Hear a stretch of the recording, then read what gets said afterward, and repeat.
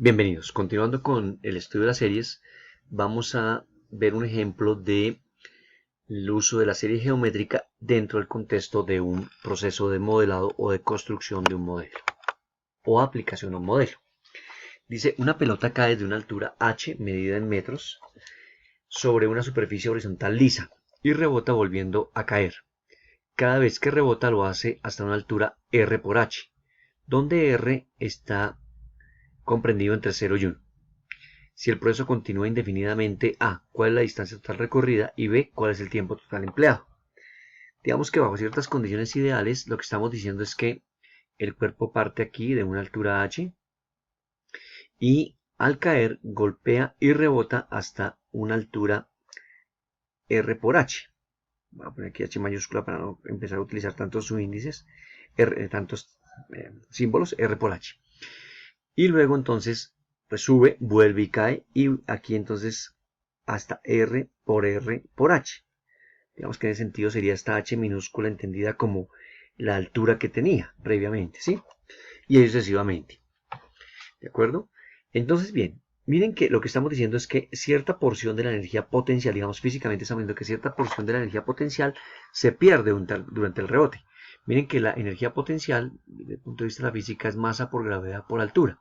Entonces tenemos una energía potencial inicial 1, que sería masa por gravedad por altura, y tenemos una energía potencial en el primer rebote, o sea, justo hasta donde llega aquí, este punto B. En ese punto tendríamos una que es m por g por r por h. Es decir, que sería la energía potencial 1 por r. Es decir, que la energía potencial se va a ir disminuyendo en un factor r porque r está comprendida entre 0 y 1. Sería otra forma de decir la situación contextual del problema. Y es que se pierde un cierto porcentaje de la energía potencial durante el rebote. Esa energía puede ser transferida, por ejemplo, en sonido, energía acústica. Bien, entonces ahora tenemos acá. El cuerpo primero recorre una altura h, como hemos dicho en la representación anterior, h. Luego entonces rebota hasta RH, ¿sí? Pero tiene que volver a bajar RH. Luego en el siguiente rebote vuelve y juega R por H, pero tiene que bajar R por H y así sucesivamente, ¿sí? Bien. Entonces la suma de la distancia total, ¿cuál sería? Pues sumar estas distancias. H más RH más RH más R cuadrado por H más R cuadrado por H y así. Entonces H para el primer trayecto, RH para la subida, RH para la caída, R cuadrado por H para la siguiente subida, R cuadrado por H para la bajada, R cubo por H para la subida del siguiente trayecto y así sucesivamente. Entonces ahora bien, noten que podemos entonces simplificar eso un poquito diciendo que eso es H más 2RH más 2R cuadrado H más 2R cubo H más puntos suspensivos.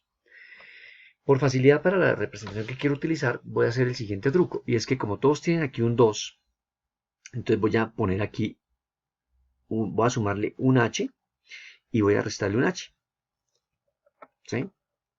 Y cuando yo sume aquí, pues me va a quedar 2H y aquí al final un menos H que resté. Con el fin de poder hacer aquí una representación más fácil factorizando algunos términos. Entonces me quedaría. Noten que aquí tengo una suma. Entonces lo escribo como la sumatoria desde n igual a 1 hasta infinito, de 2h por r a la n menos 1. Cosa que cuando n valga 1, me queda 1 menos 1, 0. R a la 0 es 1, por 2h es 2h. Cuando valga 2, 2 menos 1 es 1. R a la 1 por 2h, 2hr y sucesivamente. Y este h que fue el que resté, con r variando entre 0 y 1. Pero miren que aquí entonces me aparece una serie geométrica. Y entonces hago uso de la serie geométrica. Y digo, pues sabemos que si el valor absoluto de r, que en este caso SR, sabemos que está entre 0 y 1, entonces eso es convergente, pero además sabemos a dónde converge. A A sobre 1 menos R. Entonces comparamos. Nuestro A es 2H. Y nuestro R es R. Con R entre 0 y 1. Esto es convergente y hacemos la suma. Entonces decimos, mire, es A, pero A es 2H sobre 1 menos nuestro R de la razón menos H. Ese es el valor de la distancia total recorrida. Ya tenemos la distancia total recorrida. Bien, entonces ahora vamos con el tiempo. Para analizar el tiempo, entonces vamos a la ecuación de caída libre. Estamos suponiendo que no hay fricción, no hay rozamiento con el aire, el problema nos dice algo al respecto. Solamente que se disipa parte de la energía, pero podría, como les dije, podría ser por energía acústica. Entonces, tenemos que y es igual a 1/2 de la gravedad por el tiempo al cuadrado. Y aquí tendríamos entonces que 2y es igual a g cuadrado. Y por lo tanto, 2y sobre g es igual a t cuadrado. Luego t es la raíz cuadrada de 2y sobre g. Tomamos únicamente la raíz positiva porque entendemos que el tiempo fluye en dirección positiva desde el momento en que inició nuestra visualización del fenómeno. Entonces procedemos exactamente de manera análoga que hicimos acá y calculamos los tiempos para cada tramo. Entonces el tiempo 1 sería 2h sobre g, el tiempo 2 sería 2rh sobre g, pero también debe caer. Entonces tenemos un 2t' que sería 2rh sobre g, ¿cierto? El primero, este tiempo t1, luego entonces rebota, aquí tengo un t2, ese tiempo t3 que sería el tiempo 2', ¿sí? O luego otro tiempo acá, y así sucesivamente. Miren que el tiempo de subida y de caída son exactamente iguales. Vuelve a rebotar y así sucesivamente. Entonces, tenemos acá, el tiempo total sería, tiempo es igual, el tiempo del primer rebote, más el tiempo del segundo, aquí me faltó un más. Luego para el siguiente, aquí está contado subida y bajada, ¿cierto? Más 2 veces para el siguiente rebote y siguiente rebote completo, subida y bajada. Entonces noten que ahora, ¿qué hacemos? Ahora entonces hacemos algo análogo. Decimos, me haría falta un 2, entonces le sumo y le resto este tiempo. Entonces sumo la raíz de 2h sobre g y al final lo voy a restar. Sumo estos dos, me da 2 veces la raíz de 2h sobre g y estoy restando este tiempo al final. Nuevamente, ¿con qué fin? Con el fin de volver esto una geométrica y ya me queda mucho más fácil. Entonces, teníamos acá y tenemos que entonces puedo escribir esas expresión que tenemos en anteriormente como la sumatoria es de n igual a 1 hasta infinito de 2 por la raíz de 2h sobre g por la raíz de r a la n menos 1 menos el término que sumé y resté, raíz de 2h sobre g. Es una serie geométrica nuevamente porque recuerden que el r está entre 0 y 1. Entonces si eso es así, pues la raíz de r también está entre 0 y 1. O sea que se sigue cumpliendo que la razón sigue estando entre 0 y 1. O sea que nuevamente es una geométrica donde la suma va a ser igual a sobre 1 menos la razón r.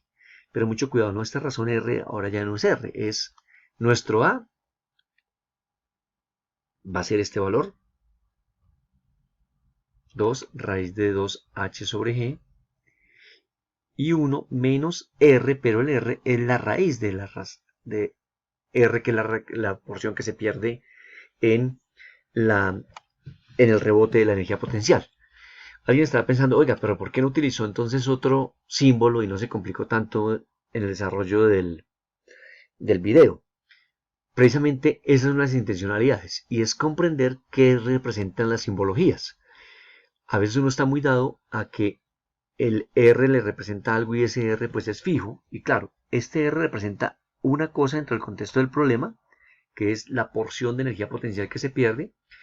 Y el R dentro del contexto de la convergencia de la serie geométrica representa otra cosa, la razón de la serie geométrica. Entonces por eso prefiero hacerlo, es decir, forzarlos a ver la cosa de esta manera, porque los símbolos son simplemente eso, objetos con los cuales uno representa una realidad. ¿Sí? Bien, entonces ahora ya tenemos aquí la expresión, la suma entonces sería a, que es 2 sobre la raíz de 2h sobre g, 1 menos la raíz de r, menos el término que habíamos restado, que es 2h sobre g, y ya tenemos el tiempo. Obviamente podemos factorizar el 2 raíz de 2h sobre g, sacamos de factor común, y nos queda entonces factor de 2 sobre 1 menos la raíz de r, y esto menos 1. Es otra forma más corta de escribir el tiempo total recorrido. Bien, actividad para el visitante. Entonces, aquí vamos a plantear una situación que se puede también presentar en la vida cotidiana, ¿sí? Y es que un paciente toma diariamente a la misma hora un medicamento de 500 miligramos. Se estima que justo antes de tomar una nueva tableta, en el cuerpo queda un residual del 3%. ¿Sí? Es decir, la sangre absorbe el medicamento y luego la elimina por orina o excremento o sudor, etc. Pero queda un residual. Entonces dice que si el tratamiento se lleva a cabo durante largo tiempo, ¿qué cantidad de medicamento quedará en el cuerpo? Es decir, usted le pone un tratamiento a 3 meses todos los días tomándose a la misma hora una pastilla de 500 miligramos aquí puse un medicamento usual, que es la creatina, y lo ponen a tomarse cada día esto tiene 60 cápsulas, entonces es para 2 meses.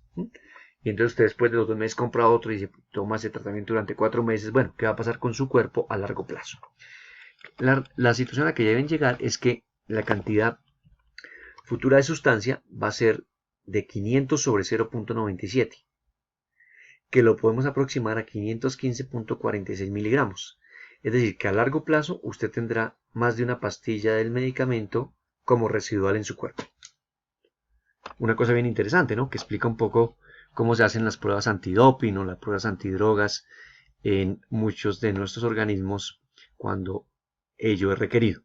Así funciona el asunto, con residuales.